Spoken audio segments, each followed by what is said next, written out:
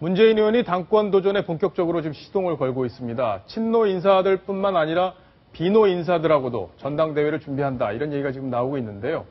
오늘 국감장에 나선 모습 조금 어딘가 이상한 모습이 있었습니다. 그 사진도 같이 보면서 이야기를 나누겠습니다. 조수인 차장, 네. 오늘 국감장에 오랜만에 모습을 드러낸 문재인 의원, 굉장히 좀 어색한 모습이었어요. 네, 문재인 의원답지 않은 얼굴이었습니다. 예. 문재인 의원이 굉장히 눈이 큰 정치인인데요. 네, 오늘 바로 사진 보시면 어디가 달라졌지? 이 점을 예. 알 수 있을 것 아니, 같습니다. 금방 봐도 좀 낯설게 보여지는데 바로 이게 오늘 국감장의 모습이고 이게 평소에 문재인 의원의 모습인데 네. 지금 눈 부위가 굉장히 많이 부어 있습니다. 예, 주말에 경남 양산의 집에 가서 산행을 하다가 벌에 쏘였다는 게 이제 문재인 의원 측 설명이고요. 어제 그것 때문에 어제 국감장에는 모습을 드러낼 수도 없었다. 예. 그리고 여기에 감기까지 겹쳤다. 이렇게 설명을 하고 있습니다. 근데 보면은 눈 양쪽이 이렇게 부었는데 벌이 두 방울 쐈나 봐요. 그죠? 예. 약간 좀 어떻게 눈 부위만 부었는지 간혹 이게 주사를 맞는 분들도 있어서 저희가 오해를 할 수도 있겠다, 이런 생각도 좀 드는데 어쨌든 뭐 본인이 설명한 내용이 맞겠다, 이렇게 또 볼 수도 있겠죠. 그죠? 예. 굉장히 좀 낯설어 보이는 그런 모습이었습니다. 여러 방 쏘이신 것 같아요. 이렇게 볼 부위도 이렇게 보면은 좀 예. 부풀어 오른 느낌이 있거든요. 예. 지금 화면에 보시면 영상으로도 나오고 있는데 네. 예, 굉장히 좀 낯설어 보여서 시청자분들도 아마 깜짝 놀라셨을 것 같습니다.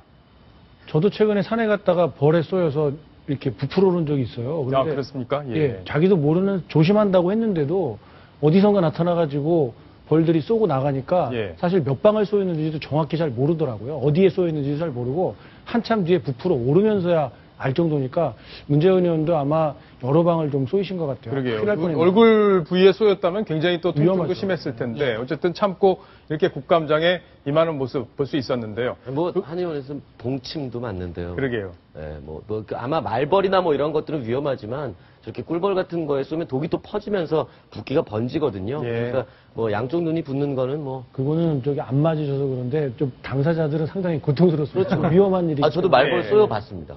자, 궁금한 거 네. 어쨌든 이 얼굴도 궁금하지만 또 당권에 도전한다는 얘기가 점점 구체화되고 있어요. 그동안에는 가능성으로 언급이 됐는데 이제는 싱크탱크를 본격적으로 가동한다, 이런 얘기가 나오고 있는데 자세한 내용을 좀 소개해 주시죠. 네, 문재인 의원이 내년 봄 전당대회에 출마할까?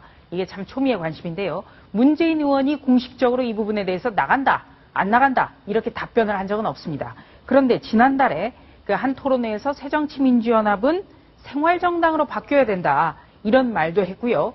또 동아일보와 채널A에서 많이 보도를 해드렸습니다만 문재인 의원이 지난번 세월호 유가족과 함께 단식을 함께하기 전날 바로 친노 의원들과 회의를 가지고 당권 도전 문제에서 상의를 하고 나서 그리고 단식을 시작했다. 어떤 결기를 보여주면서 지지층의 결집을 호소하려 하는 것 아니냐, 이런 분석도 많았습니다. 네. 만약에 지금 문재인 의원이 당대표에 도전을 한다 그러면 될 가능성은 높은 건지, 그리고 만약에 당대표가 되면 독이 될지 해가 될지 그것도 궁금한데요. 네. 우선적으로요, 지금 새정치민주연합의 의원들만 보더라도 130명 중에 친노 의원으로 분류되는 의원이 80명 가까이 있습니다. 예. 네, 이렇기 때문에 이런 분포, 또 당원도 마찬가지입니다. 네. 그렇기 때문에 친노의 대주주인 문재인 의원이 당권에 도전한다면 당대표가 될 가능성은 매우 높습니다. 당 구조 때문이죠. 그런데 문제는 새정치민주연합이 과거의 열린우리당 시절, 또 민주당 시절을 거치면서 당대표가 되면 망가진다, 이런 게 불문율이었습니다. 그렇기 때문에 이 당대표가 된다 하더라도 당대표 된 날만 웃는 것 아니냐, 이런 얘기가 지금 나오는 겁니다. 2011년에요, 혁신과 통합을 통해서 이용덕 전 최고위원이 당에 들어왔는데 2011년 12월에 당에 들어오고 나서 지금까지 바뀐 당대표가 13명이라고 합니다. 13명이요? 네. 예. 어쨌든 문재인 의원이 당대표가 돼도 얼마나 버틸 수 있을지 그것도 관심사인데, 자, 일단 문재인 의원의 당권 도전 득실을 저희가 한번 분석을 해보겠습니다. 어떤 득이 있고 어떤 실이 있을까요? 자, 보겠습니다. 득을 먼저 볼게요. 흔들리는 리더십 친노 중심으로 재건한다. 지금 당의 리더십이 흔들리고 있는데 친노 중심으로 재건한다, 이런 얘기 같습니다. 그렇습니다. 예. 그리고 이 내년 봄에 당선이 되는 당대표에게 가장 중요한 것, 바로 2016년 4월 총선 공천권입니다. 지금 친노 강경파 의원들이 대부분 비례대표이기 때문에 그 재선이 더군다나 아주 급선무입니다. 그래서 문재인 의원이 더 당대표로 출마해야 된다는 분위기가 많은 겁니다. 예. 자, 그럼 실을 또 한번 보겠습니다. 문재인 의원이 당 대표가 됐을 경우 어떤 실이 있을지 리더십 한계를 드러낼 가능성이 있다. 바로 아까 조금 전에 지적해 주신 그런 부분인 것 같은데 어떻게 보시나요? 네. 지금까지 문재인 의원이 세월호 전국에서도 보여줬던 것 바로 결정적일 때 발을 뺀다라는 비판이었습니다. 예. 친노계 내부에서도 나왔고요. 어제 한상진 서울대 명예교수도 바로 이 점을 얘기를 했죠. 나와 당을 동일시하지 않고 당과 늘 거리를 두고 나는 잘못이 없는데 당만 잘못하고 있다. 그러게. 이런 태도가 문재인 의원의 가장 취약점이다. 이렇게 비판을 했습니다. 네, 예. 바로 그 점과 결부가 된 점입니다. 저거는. 자, 이번엔 득을 또 하나 보겠습니다. 자, 어떤 득이 있을까요? 자, 2016년 총선 친노 공천권 보장. 조금 전에 조수진 차장이 설명을 한 내용인데 문재인 의원이 당대표가 된다면 친노들, 즉 국민적인 비판을 받고 있는 부분이 좀 있는 부분인데 공천권 역시 보장이 될 거다. 이런 얘기인 것 같습니다. 자, 이번에는 시를 하나 또 보겠습니다. 자, 저울이 다시 돌아가죠? 예. 여권의 집중 포화를 받아서 이미지가 추락할 수 있다. 이런 얘기인데 이 부분은 어떻게 봐야 될까요? 네, 여권은 아무래도 문재인 때리기에 집중할 수밖에 없습니다. 예. 네, 지금까지 문재인 의원이 보여줬던 어떤 리더십 같은 걸로 봤을 때는 추락할 가능성이 높죠. 그러게요. 자, 마지막 득 내용 보겠습니다. 얻을 수 있는 게 뭘까요? 차기 대권 주자 기반 다지기. 얼마큼 네. 다질 수 있는 겁니까?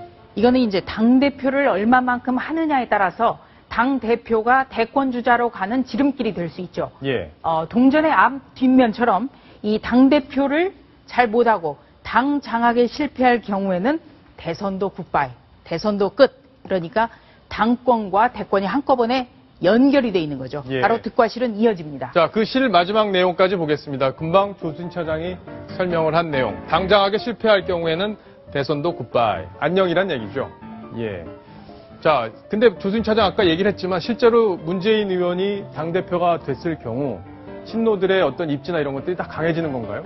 아무래도 명실상부한 그렇게 되면은 제2의 열린우리당이 되는 거죠. 열린우리당이요. 네, 지금은 중도파의 견제가 그나마 있고 문재인 의원이 당대표로서의 어떤 실질적인 막강한 권한을 휘두르고 있지 않기 때문에 그나마 견제가 됩니다만 문재인 의원이 당대표가 됐을 경우에는 명실상부한 친노 정당이 되고 아마 그 기점을 통해서 지금 새정치민주연합 내부에서 나오는 신당론, 분당론도 가시화될 가능성이 대단히 높습니다. 자, 문재인 의원이 이렇게 당권에 도전했을 때 여러 가지 득, 실 있을 거라고 저희가 분석을 해봤는데 중도파들 지금 가만히 있지 않죠. 구당 모임이라는 걸 만들어서 지금 본격적으로 견제하려는 움직임에 들어갔는데 구당 모임의 핵심에 있는 바로 정동영 상임고문 뭐라고 얘기했는지 오늘 아주 거친 얘기를 쏟아냈습니다. 같이 들어보겠습니다. 이 특정 계파의 당권 장악 프로젝트가 착착 진행되고 있는 거다. 특정 계파의 사당화가 노골화되고 있다. 이것을 막는 게 최고 혁신이다 하는 것이 이제 공통적인 그런 생각이었어요. 그리고 이런 그 특정 계파의 패권은 결국 정권 교체를 무산시키고 결과적으로 보수 장기 집권에 기여하게 될 것이다. 뭐 구당파가 어쨌든 앞으로 계속 그 친노 강경파 문재인 의원의 당권 도전 견제할 걸로 예상이 되는데요. 속보 저희가 계속 챙겨드리겠습니다.